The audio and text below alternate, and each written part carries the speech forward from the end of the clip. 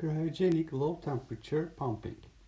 Gases can be removed from a container by lowering the temperature of some of its walls. This is a method commonly used to achieve the good vacuums necessary for many physical experiments. To illustrate the principle of the method, consider a spherical bulb 10 cm in radius, which is maintained at room temperature, except for a 1 cm square spot which is kept at liquid nitrogen temperature.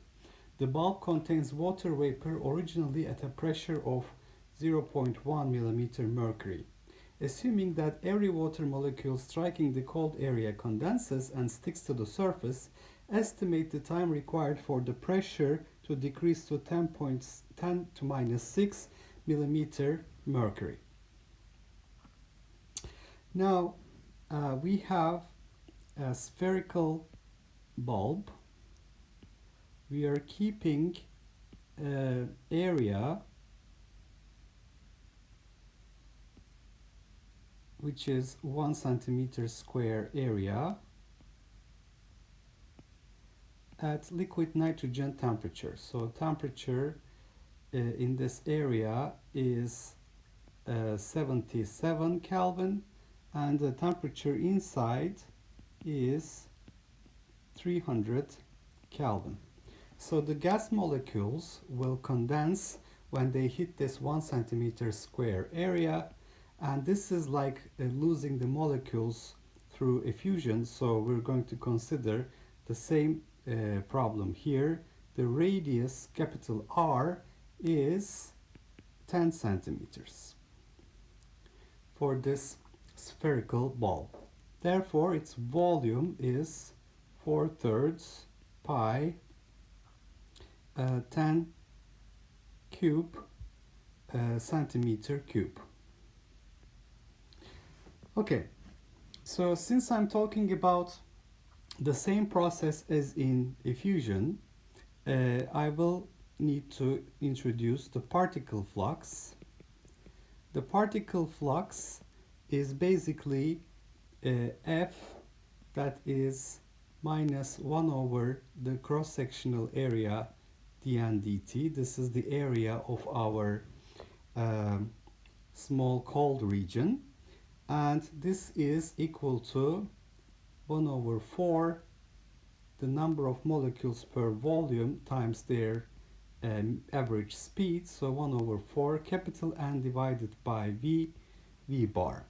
So we find that dN divided by N is equal to minus V bar A dt divided by 4V. So if we integrate this from time t equals 0 to time t, so we have n0 to n at time t, so I integrate this from 0 to time t, I will have natural logarithm of n of t divided by n0 is minus v bar a divided by 4v times t, because it's t minus 0, it's t. So I find that the number of molecules, gas molecules, is given by n0 e to the minus v bar a t divided by 4 times the volume. Now I want to have the pressure decrease.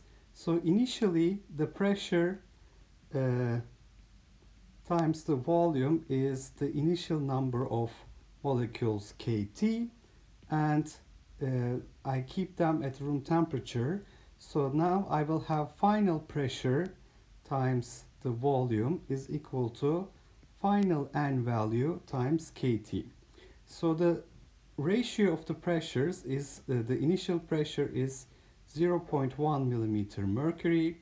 The final pressure is 10 to minus 6 millimeter mercury. This is the ratio N0 divided by N, let me call it N final. So this is N initial divided by N final. So I find that the final value of n, which is the n value at time t, is 10 to minus 7 and 0. Okay, so I need to have, therefore, this substituted into this equation. N at time t is 10 to minus and 0. So I can substitute that here to this equation. And basically, that will give me 10 to minus 7 and 0 is equal to n0 times exponential minus v bar at divided by 4 times the volume. Therefore, 10 to minus 7 is e to the minus v bar at divided by 4 times the volume. So if I take the natural logarithm of both sides, this will give me 7 natural logarithm 10 is v bar at over 4v. The minus signs will cancel. Okay, so I have 7 natural logarithm 10. Now I need to know the volume. The volume is 4/3 pi r cube, which is 4/3 pi 1000, and that is roughly 4187 centimeter cube. The area, on the other hand, is 1 centimeter square. And now I have to estimate V bar. I can estimate V bar.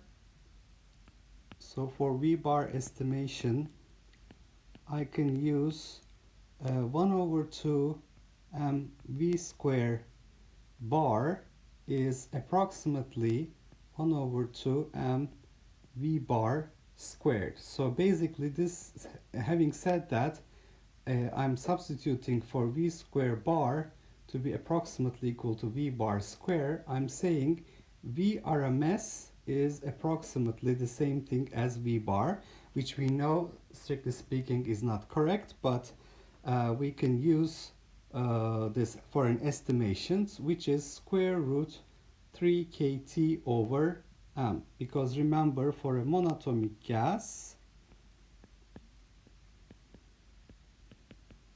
we have the average kinetic energy is 3 over 2 kT per molecule.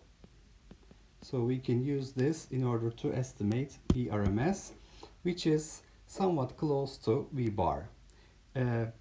Having said that, let me remind you again here, the correct value to use for V bar comes from Maxwell's speed distribution.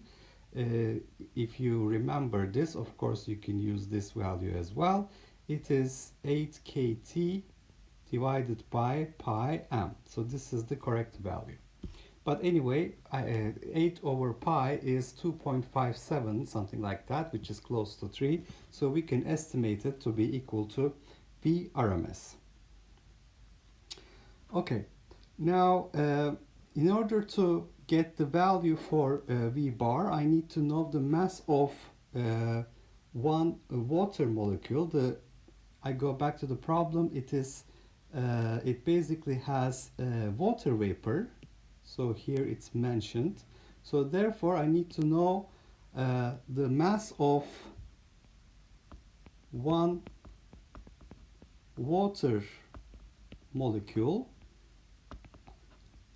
It's the molecular weight is basically 16 grams from oxygen plus 2 grams from hydrogen. So it is 18 grams per mole. And for the mass of one molecule, I have 18 grams divided by Avogadro's number, 6.02 10 to 23, which is 2.99 10 to minus 23 grams, or 2.99 10 to minus 26 kilograms. Now if I substitute this into V bar expression, I would have for V bar approximately square root 3 kT over m, so I use square root 3 1 over 40 times 1.6 10 to minus 19 divided by m, 2.99 10 to minus 26. So I find here a value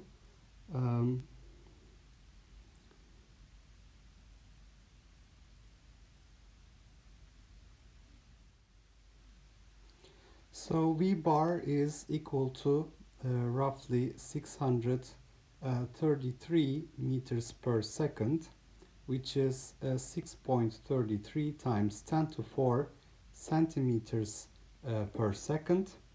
Then if I substitute this into the expression for V for T, which is this expression, I can calculate T to be 7 natural log 10 times 4V, which is 4187, divided by V bar, which is 633 meters per second. So this is so what I have to convert it to centimeters per second. So it is 6.33 times 10 to 4 centimeters per second, and my area is 1 centimeter square. I kept everything in centimeters and seconds, and the end result is 4.26 seconds. Okay, so once again we're calculating the time it takes for the pressure to drop from 0.1 millimeter mercury to 0.10 to minus 6 millimeter mercury by introducing a 1 centimeter square area which is kept at liquid nitrogen temperature. This is called liquid nitrogen trap actually in vacuum technology. So this is like, because every water molecule that sticks to this surface condenses and cannot leave, it's like the effusion of molecules through this hole.